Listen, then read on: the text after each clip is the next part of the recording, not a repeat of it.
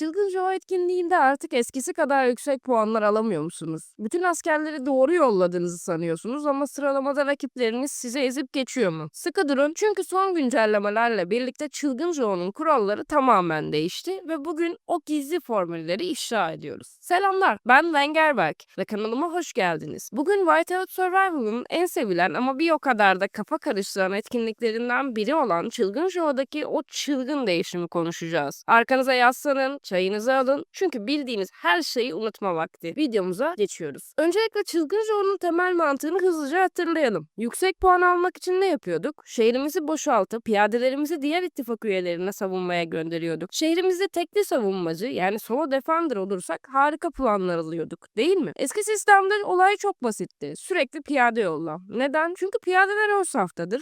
Çılgın Joe düşmanları geldiğinde ilk onlarla çarpışır, tüm düşmanları piyadeler temizler, arkadaki mızraklılara ve nişancılara iş bile kalmazdı. Bu yüzden merkez karargah, HQ savunmasında da şehir savunmasında da hep piyade kullanıp rekor kuruyorduk. Ama işler değişti. Haftalardır yaptığım testler ve savaş raporu analizleri sonucunda çok garip bir şey fark ettim. Zorluk seviyesi 22 oyunda tam bir kırılma noktası. Zorluk 22'den önce eski taktik tıkır tıkır işliyor. Hala en çok puanı piyadeler topluyor. Ancak zorluk 22'de bir tampon bölge gibi burada piyade ve mızraklı eşit puanlar getirmeye başlıyor. Asıl kıyamet ise zorluk 23 ve 24 sonrasında zorluk 30'a kadar kopuyor. Burada piyadeleriniz aniden çöp oluyor. Şimdi size yüksek zorluk seviyeleri 23 ve 30 arası için bulduğum altın formasyonları veriyorum. Merkez karargah dalga 10 artık piyadeler işe yaramıyor. Tüm zirvedeki oyuncu raporlarını inceledim. En yüksek puanı mızraklılar topluyor. Dalga 10 karargah tavsiyem %10 piyade, %80 mızraklı ve %10 nişancı. Tamamen full mızraklı da yapabilirsiniz ama dengeli olmakta fayda var. Merkez karargah dalga 20. Burası daha garip. Dalga 20'de mızraklılar da geride kalıyor ve şovu nişancılar devralıyor. Yani dalga 20 karargah tavsiyem %10 piyade, %10 mızrakçı ve %80 nişancı olarak 5-5-90 formasyonu. Peki bu neden oluyor? Çünkü yüksek seviyelerde Çılgın Joe ama çok güçlü geliyor. Ön saftaki piyadelerimiz o devasa hasara dayanamayıp hemen eriyor ve bir şey yapamıyorlar. Hasarı vurmak arka saflardaki saldırı birliklerine yani mızraklı ve nişancılara düşüyor. Karargahta işler değişti dedik. Peki ittifak arkadaşlarımızın şehirlerini savunurken ne yapacağız? İşte burada güzel haber. Şehir savunmasında hala piyadeler kral. Şehir savunmasında mızraklılar nadiren iş yapıyor. Nişancılar ise her zaman 0 puan çekiyor. O yüzden şehir savunmasına destek atarken tavsiyem %90 piyade, %10 mızraklı göndermenizdir. Nişancı kesinlikle kullanmayın. Gelelim işin kahraman boyutuna. Şehir savunması yaparken piyade gönderdiğimiz için Flint muazzam iş yapıyor. İlk yeteneği piyade hasarını %100 arttırıyor. Bu da doğrudan puana yansıyor. Peki merkez karargah için dalga 10 ve 20'de kimi kullanacağız? Mantıken bu dalgalar hasar vuran birliklerimiz, mızraklı ve nişancı öne çıktığı için saldırı ofansif yetenekli olan kahramanları seçmeliyiz. Hasar artışı, ölümcülük artışı, düşman savunması düşürme gibi özellikleri olan Jesse, Jaser veya Seyon gibi kahramanları karargah komutanı yapmalısınız. Raporlarda bazen savunma kahramanları da puan alıyor gibi görünse de mantıklı olan ve işi şansa bırakmayan yol kesinlikle saldırı kahramanıdır. Özetle eğer sunucunuz yeni ise ve zorluk 22'nin altındaysa tam gaz ilk rehberdeki bir piyadeye devam. Ama zorluk 22'yi aştıysanız dalga 10 için mızraklılarınıza, dalga 20 için nişancılarınızı sahaya sürme vakti gelmiş demektir. Bu yeni formasyonları bir sonraki Çılgın Joe etkinliğinde deneyin ve aldığınız çılgın puanları mutlaka yorumlarda benimle paylaşın. Eğer yeni taktikler ve formasyonlar keşfedersem bununla ilgili bir güncelleme videosu daha çekerim. Videoyu beğenmeyi ve kanala abone olmayı unutmayın. Kendinize çok iyi bakın. Ballarım.